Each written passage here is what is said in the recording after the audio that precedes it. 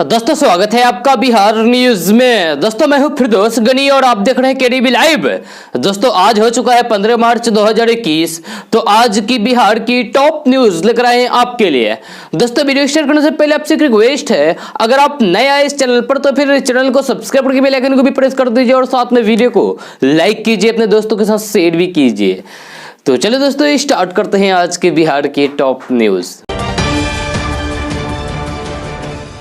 दोस्तों बिहार की सियासत में रविवार को यानी कि कल एक बड़ा परिवर्तन दिखा, जब पिछले कई दिनों से एक दूसरे के प्रबल धुर विरोधी रहे नीतीश कुमार और उपेंद्र कुशवाहा अंत में एक हो गए। जी हां, यानी कि उपेंद्र कुशवाहा की पार्टी आरएलएसपी जेडीयू में विलय हो गए हैं। जी हां, बिहार विधानसभा चुनाव 2020 के बाद से ही ये क्यास लगाए जा रहे थे कि अपने परंपरागत वोट के बिखराव के बाद ये दोनों बड़े नेता एक साथ आ सकते हैं, और अंत में हुआ भी यही। उपेंद्र कुशवाहा ने जनता दल यूनाइटेड में राष्ट्रीय लोक समता पार्टी के विलय को एक मात्र विकल्प बताया है। उपेंद्र कुशवाहा ने कहा है कि हमारे पास सामाजिक और राजनीतिक संघर्ष के लिए इसके अलावा और कोई भी विकल्प नहीं बचा था। जहां उपेंद्र कुशवाहा ने कहा है कि वे नीतीश कुमार की राजनीति के मुरीद रहे हैं, भले ही वे साथ नहीं थे लेकिन नीतीश कुमार की तारीफ कर रहे थे। दोस्तों बिहार में पंचायत चुनाव को लेकर तैयारियां जोरों पर है। जी मुखिया, सरपंच, जिला परिषद और पंचायत समिति सदस्य समेत 6 पदों के लिए एक साथ चुनाव होने वाला है, लेकिन चुनाव के पहले भावी उम्मीदवारों का टेंशन बढ़ गया है। जी टेंशन इस बात को लेकर बढ़ गया है कि क्या 2 से अधिक बच्चे वाले लोग इस बार चुनाव में खड़ा हो सकते हैं या फिर नहीं। तो YouTube, WhatsApp, Facebook, Twitter, Instagram, Telegram पर इस तरह की कहानियां पढ़कर या फिर देखकर आप भी परेशान हैं, तो फिर आपको परेशान होने की अब जरूरत नहीं है, क्योंकि बिहार सरकार ने इस नियम को लेकर भ्रम दूर कर दिया है। जी हां, बिहार में पंचायत चुनाव की तैयारियां अंतिम चरण में है। राज्य निर्वाचन आयोग ने साइड लाइन भी हाजिर कर दी है। जी हां, आपको बता दूं कि पंचायती राज कानून 2006 में कहीं भी 2 बच्चों के शब्द का जिक्र नहीं है, फिर भी अफवाह है कि 2 से अधिक बच्चे वाले चुनाव नहीं लड़ पाएंगे। जी हां, अगर आप भी ये सोचकर टेंशन में हैं तो फिर आप बिल्कुल भी टेंशन से मुक्त रहिए, क्योंकि बिहार सरकार ने क्लियर कर दिया है कि 2 से अधिक बच्चे वाले भी मुखिया और सरपंच बन सकते हैं।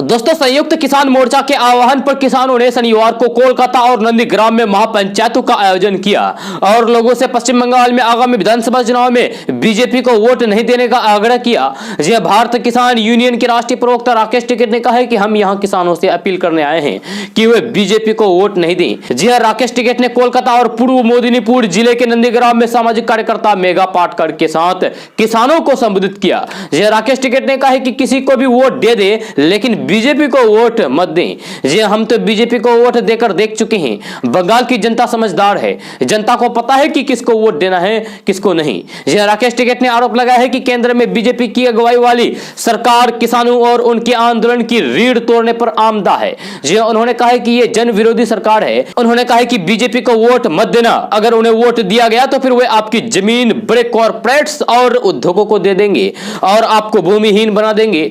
ये आपकी आजीविका दांव पर लगाकर देश के बड़े उद्योगपति समूहों को जमीन सौंप देंगे और आपको खतरे में डाल देंगे।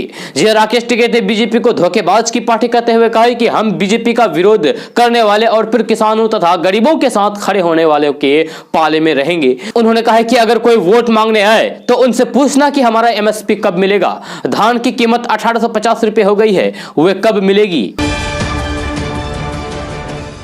दोस्तों बंगाल विधानसभा चुनाव की तपिश बिहार के सीमावर्ती इलाकों में भी महसूस की जा रही है। जी किशनगंज से सटे इलाकों में विभिन्न राजनीतिक दलों और संगठनों द्वारा लगातार रैलियां और रोड शो की जा रही है। आदिवासी सेंगल अभियान से लेकर राष्ट्रीय अल्पसंख्यक आरक्षण मोर्चा और अन्य संगठन द्वारा टीएमसी के समर्थन में चुनाव प्रचार का अभियान शुरू कर दिया है। यह चुनाव निकट यानी कि चुनाव नजदीक आते ही लोग बाग चाय नाश्ते की दुकानों पर जीत हार की गणना करने लगे हैं। बीते दिनों बंगाल और बिहार के पुलिस पदाधिकारियों ने शांतिपूर्ण चुनाव संपन्न कराने को लेकर बैठक की। बैठक में आपसी सहयोग और समन्वय के अपराधियों और सामाजिक तत्वों पर रोकथाम को लेकर सहमति बनी। दूसरी तरफ विधानसभा चुनाव का बिगुल बजते ही सीमा से सटे बंगाल के उत्तर दिनाजपुर जिले में विभिन्न दलों और संगठनों का चुनाव प्रचार अभियान शुरू हो चुका है। दोस्तों, भारत नेपाल सीमा जोगबनी के करीब 800 करोड़ की लागत से महानंदा बेसिन परियोजना को हरी झंडी मिल गई है। जी इस मामले में भूमि अधिग्रहण की कार्रवाई शुरू हो गई है। बताया गया है कि इस परियोजना से पूरा होने से न केवल अररिया जिला बल्कि किशनगंज, पूर्णिया और कटिहार जिले को भी काफी फायदा होगा। जी एक तरफ बाढ़ से निजात मिलेगी तो वही दूसरी तरफ बड़े पैमाने पर होने वाले फसल की बर्बादी पर भी रोक लगेगी। जी इसके साथ ही बड़े पैमाने पर रोजगार का सृजन होगा। जी इस मामले में तकनीकी कमेटी द्वारा ब्लूप्रिंट तैयार करके विभाग और सरकार को सौंप दिया गया है। इसके बाद राशि का आवंटन करके साथ ही भूमि अधिग्रहण कार्य की शुरुआत कर दी गई है। दोस्तों, बिहार के शहरों में बढ़ती जाम की समस्या से निपटने के लिए सरकार राज्य के कई शहरों में बाईपास बनाने की तैयारी कर रही है। इसको लेकर चर्चा शुरू हो गई है। बहुत जल्द इन शहरों में बाईपास बनाने की प्रक्रिया शुरू हो जाएगी। खबर के मुताबिक पथ निर्माण मंत्री नितिन नवीन ने जानकारी देते हुए बताया कि राज्य के 120 से ज्यादा शहरों में बाईपास का निर्माण कराया जाएगा। इससे जाम की समस्या खत्म हो जाएगी। साथ ही साथ सरकार पुलों के रखरखाव के लिए भी नीति बनाएगी।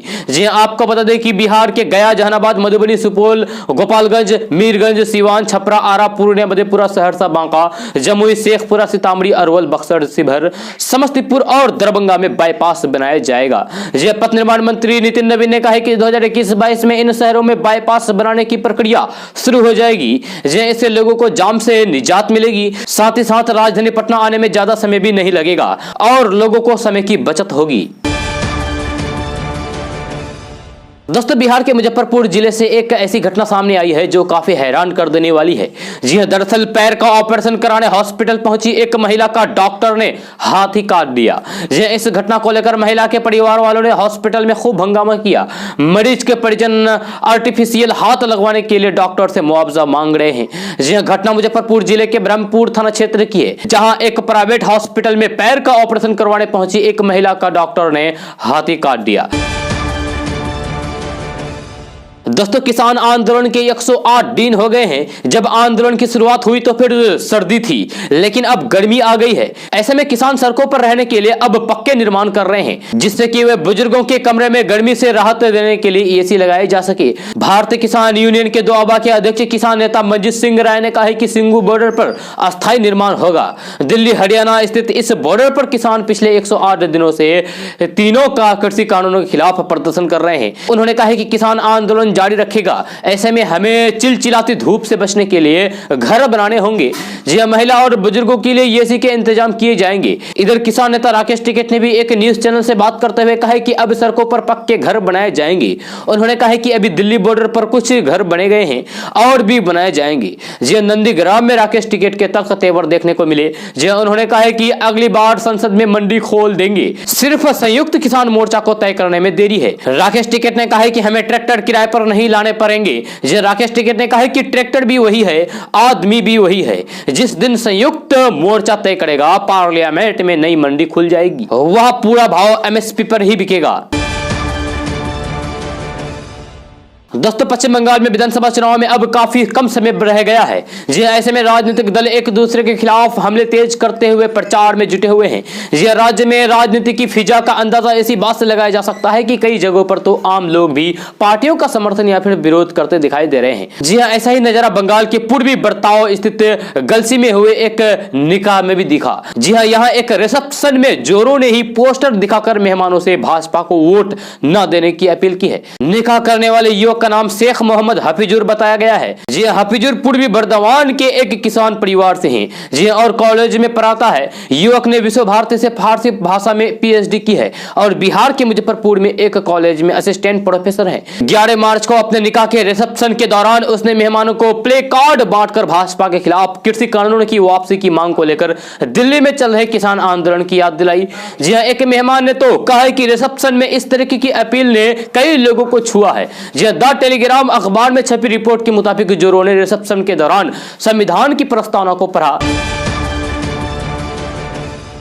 दोस्तों पंचायत चुनाव की फिलहाल घोषणा नहीं हुई है, लेकिन इसकी तैयारी शुरू हो गई है। गांव में मुखिया जी की चौपाल बैठने लगी है। इधर संभावित प्रत्याशियों के तंज भी तेज हो गए हैं। जी चुनाव में किसी प्रकार की कोई भी गड़बड़ी ना हो, इसके लिए आयोग ने भी अपनी तैयारियों को अंतिम रूप देने में लगा है। इन सबके बीच भाजपा और राजद गाँव में बनने वाले अप्रैल मई में नई सरकार पर अपना कब्जा करने में जुट गई है। इन दो बड़े प्रतिद्वंदी दलों के आमने सामने आने के बाद बिहार में एक बार फिर से राजनीतिक तापमान बढ़ने लगा है। जी करीब 8,500 पदों के लिए होने वाले इस चुनाव में ज्यादा से ज्यादा सीटों पर दोनों अपना कब्जा करने को लेकर अपनी तैयारी कर रहे हैं। इसको लेकर दोनों ओर से तैयारियां चल रही है। जी वैसे अभी तक बिहार में दलीय आधार पर पंचायत चुनाव की परंपरा तो नहीं रही है, लेकिन भाजपा ने इसमें अपने कार्यकर्ताओं को लड़ाने और फिर इसको समर्थन देने का खुला ऐलान कर दिया है। इसके बाद मुख्य विपक्षी दल राजद भी भाजपा के रास्ते ही चलने को अपना मन बना लिया है। राजद पंचायत चुनाव में भाजपा को उसके ही अंदाज में जवाब देने की तैयारी में लगी है। जी दो बड़े प्रतिद्वंदी दलों के मैदान में आने से अब एक एक सीट के सभी पदों पर कड़ा और फिर बड़ा संघर्ष होना तय माना जा रहा है। दोस्तों उत्तर प्रदेश के बलिया जिले के बेरिया के भाजपा विधायक सुरेंद्र सिंह अपने बयानों को लेकर हमेशा सुर्खियों में रहते हैं। जी शनिवार को उन्होंने एक बार फिर से विवादित बयान दिया है। भाजपा विधायक ने कहा है कि ताजमहल पहले शिव मंदिर था और अब बहुत जल्द वह राम महल हो जाएगा। उन्होंने कहा है कि ताजमहल शिव मंदिर था और जल्द ही हमारी सरकार में ताजमहल को राम महल बनाया जाएगा। दोस्तों बिहार में जमीन सर्वे का काम किया जा रहा है। जी सरकारी आदेश के मुताबिक पहले चरण का सर्वे राज्य के 20 जिलों में हो रहा है, लेकिन बिहार में बहुत से लोग ऐसे हैं जिनके पास जमीन का कागजात नहीं है। जी जिसके कारण उन्हें सर्वे में कई तरह की परेशानी आ रही है। जी मिली जानकारी के मुताबिक अगर आपके पास भी जमीन का कागजात मौजूद नहीं है तो फिर आप ज्यादा परेशान ना हो।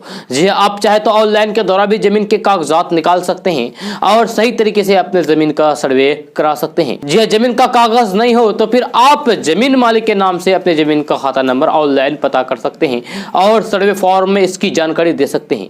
ये जमीन के मालिक और खाता नंबर से आप जमीन का खतियान ऑनलाइन के द्वारा निकाल सकते हैं और सर्वे अधिकारी को दिखा सकते हैं। अभी जो हम आपको वेबसाइट बताने जा रहे हैं, इस वेबसाइट पर जाकर आप अपने जमीन का खतियान निकाल सकते हैं और ये वेबसाइट है www.state.bihar.gov.in। जी हाँ, इस वेबसाइट पर जाकर आप अपने जमीन का खतियान आसानी से निकाल सकते हैं।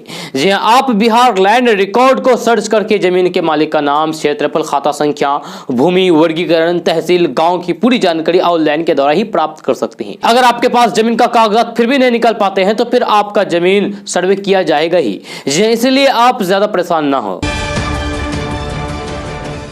दोस्तों देश के कई राज्यों के रेलवे स्टेशनों को विकसित किया जा रहा है।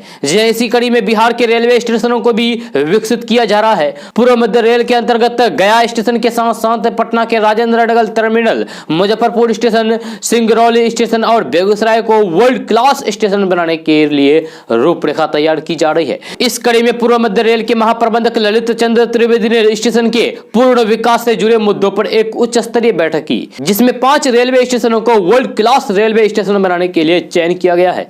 जी हां, इसकी रूपरेखा तैयार की जा रही है। धार्मिक और पर्यटन दोनों दृष्टिकोण से गया शहर की महत्ता को देखते हुए इसके पूर्ण विकास की योजना बनाई गई है।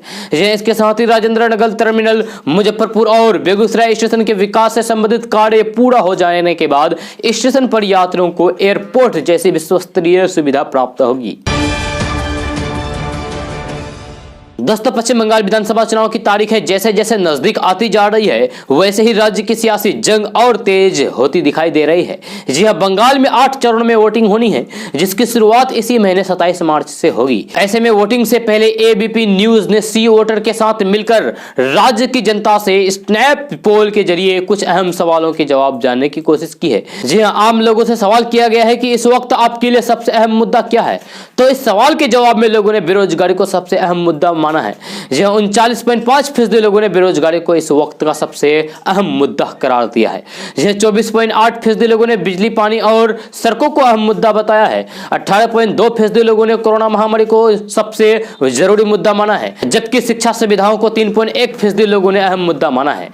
इसके अलावा 2.5% लोगों ने कानून व्यवस्था और महिला सुरक्षा को अहम मुद्दा बताया है। 7% लोगों ने सरकारी कामों में भ्रष्टाचार पर नियंत्रण को अहम मुद्दा माना है। 3.4% लोगों ने सीए, एनआरसी और एनपीआर को मुद्दा माना है, जबकि 0.7% लोगों ने प्रवासी बांग्लादेशियों के मुद्दे को इस वक्त जरूरी बताया है। 0.8% जनता ने अन्य मुद्दों को जरूरी बताया है। फिर सवाल पूछा गया है कि पहले सवाल के तमाम मुद्दों पर आप ममता बनर्जी की सरकार के प्रदर्शन को कैसे आंकते हैं? तो इस सवाल के जवाब में 52.8% लोगों ने ममता सरकार के प्रदर्शन को अच्छा बताया, जबकि 13.2% लोगों ने औसतन और 34% लोगों ने खराब बताया। यह सवाल फिर पूछा गया है कि मुख्यमंत्री के तौर पर आप ममता बनर्जी के पूरे कामकाज को कैसे आंकते हैं? तो इस सवाल के जवाब पर 56.8% लोगों ने सीएम के तौर पर ममता बनर्जी के कामकाज को अच्छा बताया। यह 19% लोगों ने औसतन करार दिया और 24.5% लोगों ने खराब कहा। उसके बाद फिर सवाल पूछा गया है कि प्रधानमंत्री के तौर पर आप नरेंद्र मोदी के कामकाज को कैसे आंकते हैं? तो इस सवाल के जवाब पर 41.3% लोगों ने पीएम के तौर पर नरेंद्र मोदी के कामकाज को अच्छा कहा, जबकि 21.2% लोगों ने उनके कामकाज को औसतन बताया। वहीं 37.5% लोगों ने पीएम के तौर पर मोदी के काम को खराब बताया। जी उसके बाद फिर सवाल पूछा गया है कि पश्चिम बंगाल का मुख्यमंत्री बनने के लिए आपका सबसे पसंदीदा उम्मीदवार कौन है? तो इस सवाल पर सबसे ज्यादा 50.2% लोगों ने ममता बनर्जी का नाम लिया। जी उसके बाद 26.4% लोगों ने बीजेपी नेता दिलीप घोष को अपना सबसे अहम पसंदीदा सीएम बताया।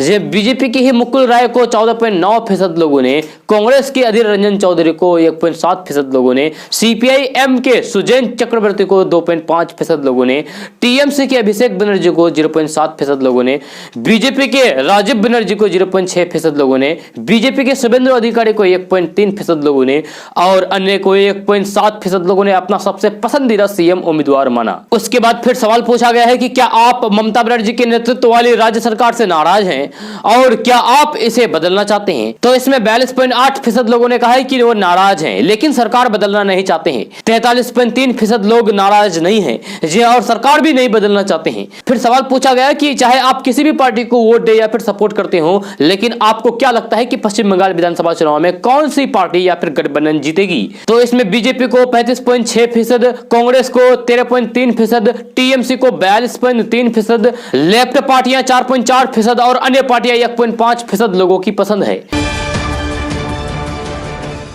दोस्तों मार्च के आखिरी सप्ताह में होली का महापर्व है, जिसे लेकर लोगों ने तैयारियां शुरू कर दी है। यह होली मनाने के लिए लोग अलग अलग राज्य से अपने अपने घर आते हैं। सरकारी नौकरी पेशे वाला हो या फिर प्राइवेट कंपनी में काम में जॉब करते हो, हर कोई छुट्टी लेकर घर आना पसंद करते हैं। अब ऐसे में भारतीय रेलवे ने भी तैयारियां पूरी कर ली है, जिससे आने जाने वाले लोगों को किसी भी परेशानी का सामना करना ना पड़ेगा। अभी सभी ट्रेनें पहले की तरह भारतीय रेलवे नहीं चला रहा है।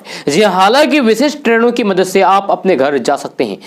लोगों को घर पहुंचने में मदद करने के लिए भारतीय रेलवे ने होली स्पेशल ट्रेन शुरू कर दी है। ये होली 28-29 मार्च को होना है। ऐसे में इन ट्रेनों की संचालन अवधि बढ़ाने से लोगों को काफी फायदा होगा। दोस्तों बिहार के लड़कियों को उच्च शिक्षा में प्रोत्साहित करने के लिए नीतीश सरकार के द्वारा मुख्यमंत्री कन्या उत्थान योजना की शुरुआत की गई है। इस योजना के द्वारा स्नातक डिग्री प्राप्त करने तक लड़कियों को 50,000 रुपए का लाभ दिया जाता है। यह खबर के मुताबिक इस योजना में आवेदन करने के लिए लड़कियों को बिहार का अस्थायी निवासी होना चाहिए। यह साथ ही साथ उनके पास आधार कार्ड, बैंक खाता पासबुक, इंटर की मार्कशीट, स्नातक की मार्कशीट, मोबाइल नंबर और पासपोर्ट साइज फोटो होनी चाहिए। अगर आपने अभी तक मुख्यमंत्री कन्या उत्थान योजना के लिए आवेदन नहीं किया है तो फिर आप ऑनलाइन के द्वारा मुख्यमंत्री कन्या उत्थान योजना के लिए आवेदन कर सकते हैं। आवेदन की प्रक्रिया सिर्फ ऑनलाइन के द्वारा ही मान्य होगी। आवेदन के लिए वेबसाइट है www.edudbt.bis.nic.in। यह मुख्यमंत्री कन्या उत्थान योजना के लिए आवेदन करना चाहते हैं तो फिर आपको इसकी पूरी जानकारी इस वेबसाइट से मिल जाएगी। इस वेबसाइट के द्वारा आप पूरी जानकारी प्राप्त करने के बाद ऑनलाइन के द्वारा आवेदन कर सकते हैं। दोस्तों कांग्रेस नेता राहुल गांधी ने एक बार फिर से उद्योगपति गौतम अडानी के बहाने इशारों में ही इशारों केंद्र सरकार यानी कि नरेंद्र मोदी पर निशाना साधा है। यह राहुल गांधी ने एक रिपोर्ट में हवाला देते हुए ट्वीट किया है, जिसमें उन्होंने कहा है कि साल 2020 में आपकी संपत्ति में कितनी वृद्धि हुई है? 0। लेकिन उनकी यानी कि अडानी की संपत्ति में 50% का इजाफा हुआ है। यह आखिर ऐसा क्यों? दरअसल राहुल गांधी ने एक रिपोर्ट का हवाला देते हुए ट्वीट किया, जिसमें दावा किया गया है कि इस साल संपत्ति बढ़ने के मामले में गौतम अडानी ने दुनिया के सबसे अमीर लोगों में शामिल शामिल जेफ बेजोस और एलन मस्क को भी पीछे छोड़ दिया। जी कांग्रेस नेता राहुल गांधी ने इस पर सवाल किया है कि आखिर आम लोगों की संपत्ति में साल 2020 में कितनी इजाफा हुआ। राहुल गांधी ने अपने ट्वीट में एक अखबार की खबर को शेयर करते हुए लिखा है कि आपकी संपत्ति 2020 में कितनी बड़ी, शून्य, आप जीने के लिए संघर्ष कर रहे हैं। जबकि उसने यानी कि अडानी ने 12 लाख करोड़ रुपए कमाकर अपनी संपत्ति 50% तक बढ़ा ली है। आप मुझे बता सकते हैं कि ऐसा क्यों? दोस्तों बिहार में कल आधी रात से ही प्राइवेट बसों का किराया बढ़ा दिया गया है। जी सोमवार से बसों में सफर करने के लिए 20% अधिक किराया देना होगा। जी बिहार मोटर ट्रांसपोर्ट फेडरेशन ने राज्य के सभी रूट पर प्राइवेट बस भाड़े में 20% बढ़ाने का ऐलान किया था, जो कि कल बढ़ा दिया है। जी फेडरेशन के अध्यक्ष उदय शंकर प्रसाद सिंह ने बताया कि पेट्रोल डीजल की कीमतों में बेहतर सा वृद्धि हो रही है, इससे बस परिचालन घाटे में जा रहा है। जी उन्होंने बताया कि इससे पहले 2 अक्टूबर 2018 को बस का किराया बढ़ाया गया था, जो कि अब कल फिर से बढ़ा दिया गया है। दोस्तों मुजफ्फरपुर और भागलपुर में 10-10 छोटी इलेक्ट्रिक बसें चलेगी। मुजफ्फरपुर में इलेक्ट्रिक बस चलवाने के लिए नगर विकास विभाग बुडको के माध्यम से वहां के नगर आयुक्त को पैसे देंगे। इस पैसे से 10 छोटी इलेक्ट्रिक बसें खरीदकर मुजफ्फरपुर के नगर आयुक्त उसे BSRT को देंगे, जो बसों के परिचालन का जिम्मा लेगी। दोस्तों लगातार बढ़ती महंगाई का असर अब बिजली उपकरणों पर भी पड़ने जा रहा है। जी लागत में बढ़ोतरी के चलते अब बिजली के सामान महंगे होने जा रहे हैं। अगले महीने से एसी, कूलर और पंखों के दाम ज्यादा चुकाने पड़ सकते हैं। जी बाजार से जिस तरीके से खबरें सामने आ रही है, उससे लगभग ये तय है कि अगले महीने की शुरुआत के साथ ही महंगाई और बढ़ जाएगी। जैसे जैसे गर्मी का सीजन करीब आता जा रहा है, एसी की जरूरत महसूस होने लगी है। जी अगर आपने इसी महीने एसी नहीं खरीदा है तो फिर अगले महीने आपको ज्यादा पैसे चुकाने पड़ सकते हैं। जी लागत बढ़ने की वजह से कीमत में 4 से 6% बढ़ोतरी की जा सकती है। इसका असर यह होगा कि एसी की कीमत में 1500 से 2000 रुपए की बढ़ोतरी हो सकती है। यह बिजली उपकरण बनाने वाली कंपनी लागत बढ़ाने का हवाला दे रही है। दोस्तों प्याज का भाव फिर आसमान से जमीन पर आ गया है। यह चढ़ती कीमतों के कारण लोगों की आंखों में अक्सर आंसू लाने वाले प्याज की कीमत थोक मंडी में 15 रुपए किलो और फुटक्कर मंडी में 30 रुपए किलो तक आ गया है। जी हाँ, कारोबारी कहते हैं कि त्योहार नजदीक देखकर नासिक में चढ़े प्याज का रेट गिर चुका है। इसका लाभ आम जन को मिल रहा है। यह एक व्यापारी बताते हैं कि बीते दिनों नासिक से प्याज रुक रुक कर आ रहा था। नासिक मंडी में ही कीमतें चढ़ी हुई थी। यह आपूर्ति और डिमांड में अंतर बढ़ते ही कीमतें चढ़ती जा रही थी। इसी का असर बाजारों पर भी था, जहां पर 60 से 65 रुपए किलो तक प्याज पहुंच गया था। अब हालात रेट सामान्य हो गए हैं। अब थोक मंडी में प्याज के रेट महज 15 से 18 रुपए और फुटक्कर में 25 से 30 रुपए किलो बिक रहा है। दोस्तों फलों के राजा आम ने बाजार में दस्तक दे दी है। जी हां, बिहार के प्रमुख शहर, बाजार एवं चौराहों के आसपास आम के ठेले नजर आ रहे हैं, लेकिन महंगा होने की वजह से बिक्री कम है। जी हां, मद्रासी आम, बैगनफली या फिर बादाम को दिल्ली से कुछ फुटक्कर विक्रेता मंगवा रहे हैं। जी हां, महेवा मंडी में आम की आवक अमूमन 15 अप्रैल के बाद होती है। दूसरी तरफ आवक कम होने एवं माल भाड़ा बढ़ने से फलों की कीमतों में इजाफा हुआ है। फुटक्कर बाजार में सेब 140 तो संतरा 80 से 100 रुपए किलो तक बिक रहा है। जी हां, 100 से लेकर 150 रुपए तक आम मिल रहा है।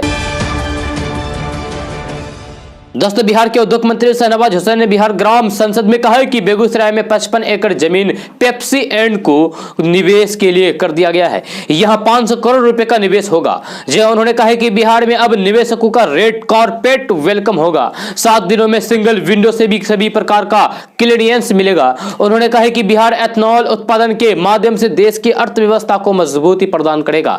इसके लिए नीति जल्द बनाई जाएगी। भवन निर्माण मंत्री अशोक चौधरी ने कहा है कि बिहार के गाँव के विकास को लेकर सरकार काम कर रही है। राज्य में विकास की दर 2 अंकों में है। प्रति व्यक्ति आय में बढ़ोतरी हुई है। सरकार भूमि राजस्व विभाग सहित अन्य विभागों के माध्यम से डिजिटलाइजेशन पर जोर दिया है। दोस्तों बिहार कांग्रेस प्रभारी भक्त चरण दास ने कहा है कि देश संकट से गुजर रहा है। उन्होंने आरोप लगाया है कि बिहार में सरकारी व्यवस्था चरमरा गई है। इस सरकार को सत्ता में 15 साल से अधिक हो गए हैं और आज भी इनसे कुछ पूछो तो फिर वे 15 साल पुरानी बातें ही दोहराएंगे। जी हां, एपीएमसी एक्ट को 2006 में ही इस सरकार ने खत्म करके किसानों की परेशानी बढ़ा दी है। सरकार ने गरीबों को जो जमीन दी है उसमें से अधिकांश पर लोगों ने अब तक दखल नहीं मिल पाया है। दोस्तों, लोक शिकायत निवारण अधिकार अधिनियम के तहत बेहतरीन और खराब प्रदर्शन करने वाले जिलों की रैंकिंग जारी कर दी गई है। साल 2021 में फरवरी तक इस अधिनियम में किए गए कार्यों की समीक्षा करने के बाद यह रैंकिंग तैयार की गई है। इसके अनुसार सबसे बेहतर प्रदर्शन किशनगंज जिला ने किया है और सबसे खराब प्रदर्शन पश्चिमी चंपारण जिला ने किया है। टॉप 3 जिलों में किशनगंज, शेखपुरा और शिवहर है, जबकि सबसे खराब प्रदर्शन करने वाले 3 जिलों में पश्चिमी चंपारण, मुजफ्फरपुर और सीतामढ़ी जिला शामिल है।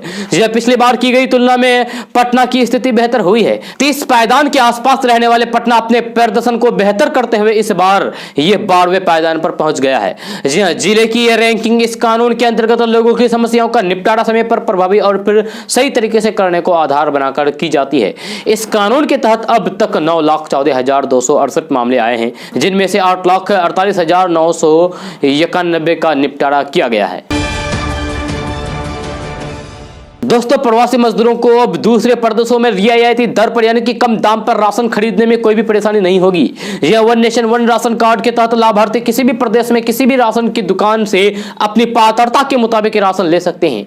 इसके लिए किसी नए राशन कार्ड की कोई भी जरूरत नहीं होगी। इसको और आसान बनाने के लिए सरकार ने मेरा राशन ऐप लॉन्च किया है। आजादी के अमृत महोत्सव की शुरुआत पर मेरा राशन ऐप लॉन्च करते हुए खाद्य एवं सार्वजनिक वितरण मंत्रालय में सचिव सुधांशु पांडे ने कहा कि ये ऐप प्रवासी मजदूरों के लिए बहुत लाभदायक साबित होगा। इसके जरिए जहां वे खुद को रजिस्टर कर सकते हैं, इसके साथ ही लाभार्थी ये पता लगा सकते हैं कि उनकी पात्रता कितनी है, पिछले 6 महीने के दौरान लाभार्थी ने किस किस दुकान से कितना राशन लिया है। साथ ही ये ऐप लाभार्थी को उसके आसपास के क्षेत्र में मौजूद राशन की दुकान उसका पता भी बताएगा। दोस्तों, पंचायत चुनाव से पहले नीतीश सरकार ने बड़ी खुशखबरी दी है। यह राज्य सरकार ने शहरीकरण को बढ़ावा देने के लिए 117 नए निकायों का गठन करने का फैसला किया था। इन निकायों को लेकर आई दावा आपत्तियों के निस्तारण का काम पूरा कर लिया गया है। इनमें से 100 से अधिक निकायों के गठन की फाइनल अधिसूचना जारी कर दी गई है। नए शहरी निकाय बनने के बाद राज्य के विभिन्न क्षेत्रों में विकास की गति और तेज होगी। बिहार अभी तक शहरीकरण के मामले में देश में काफी पीछे था। राष्ट्रीय औसत करीब 32% की तुलना में बिहार में शहरीकरण महज 11% था। मुख्यमंत्री नीतीश कुमार की अध्यक्षता में 26 दिसंबर और फिर 29 दिसंबर 2020 को हुई राज्य कैबिनेट की विशेष बैठक में कम से कम 111 और 6 नए शहरों को मंजूरी दी है। दोस्तों, मुख्यमंत्री नीतीश कुमार ने सुप्रसिद्ध हिंदी कवियत्री अनामिका, मैथिली रचनाकार कमलकांत झा तथा उर्दू साहित्यकार जनाब हुसैनुल हक को साल 2020 का साहित्य अकादमी पुरस्कार मिलने पर प्रसन्नता जताई है और उन्हें शुभकामनाएं दी है। मुजफ्फरपुर की रहने वाली अनामिका को हिंदी कविता संग्रह टोकरी में दिगंत थेरी गथा 2014 के लिए सम्मानित किया गया है, जबकि मैथिली साहित्य के लिए बिहार के दरभंगा के ही कमलकांत झा को उनकी रचना गाछ रूसल अच्छी के लिए साहित्य अकादमी पुरस्कार दिया गया है। गया जिला के रहने वाले जनाब हुसैनुल हक को उर्दू उपन्यास अमावस में ख्वाब के लिए सम्मानित किया गया है। मुख्यमंत्री नीतीश कुमार ने कहा है कि यह बिहार के लिए बेहद गौरव की बात है। बिहार की बेटी को हिंदी का सर्वोच्च सम्मान मिलना देश की आधी आबादी को प्रेरणा प्रदान करेगा। उन्होंने कहा है कि बिहार से ताल्लुक रखने वाले दोनों रचनाकारों की इस उपलब्धि पर पूरे बिहार वासियों को गर्व है।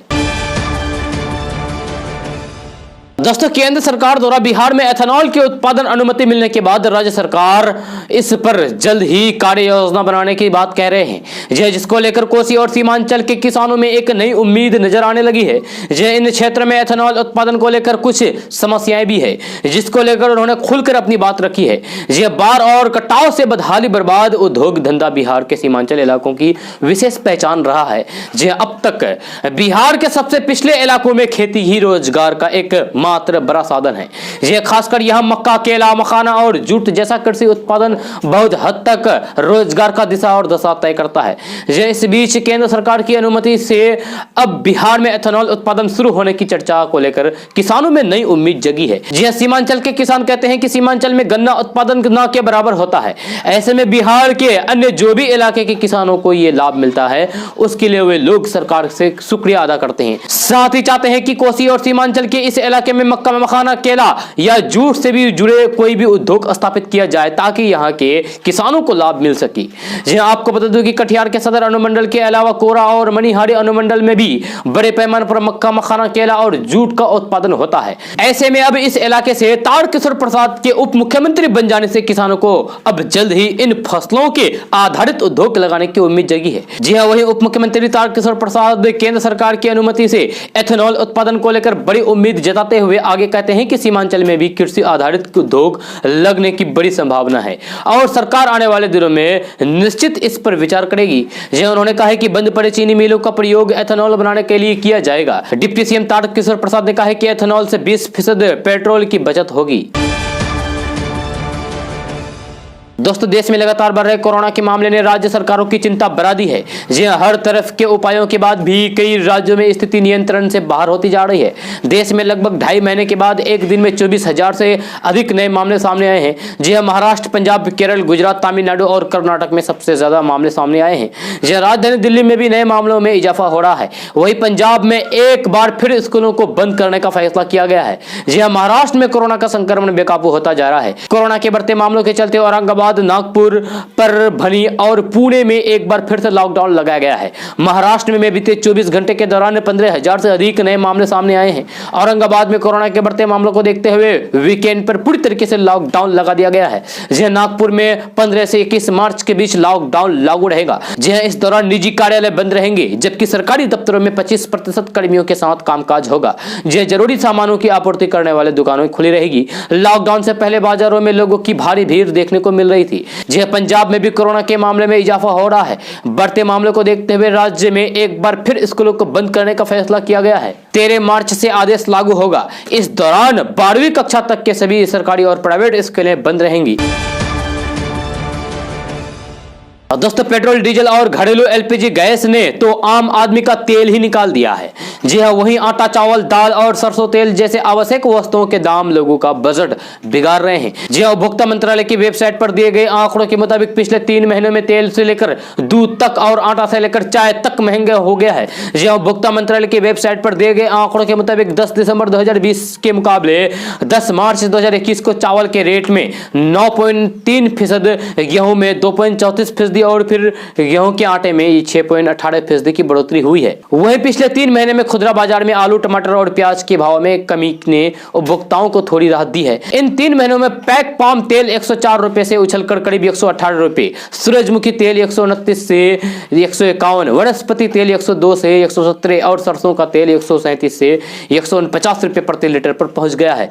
जी हाँ, वही मूंगफली और सोया तेल में भी 14% तक महंगे हुए हैं। जी हाँ, अगर दालों की बात करें तो मंत्रालय की वेबसाइट पर दिए गए ताजा आंकड़ों के मुताबिक अरहर यानी कि तुअर की दाल में गिरावट दर्ज की गई है। जी हां, अरहर दाल औसत 105 रुपए किलो से करीब 106 रुपए, उड़द दाल 107 से 111, मसूर दाल 78 से 89 रुपए प्रति किलो हो चुकी है। दोस्तों, आज का न्यूज़ बस ये तक। कैसा लगा जरूर अपना सुझाव दीजिएगा नीचे कमेंट बॉक्स में कमेंट करके। अगर आप नए आए इस चैनल पर तो फिर चैनल को सब्सक्राइब करके बेल आइकन को भी प्रेस कर दीजिए और साथ में वीडियो को लाइक कीजिए, अपने दोस्तों के साथ शेयर भी कीजिए। तो चलो दोस्तों, फिर मिलते हैं अगले वीडियो में। जय हिंद, जय बिहार।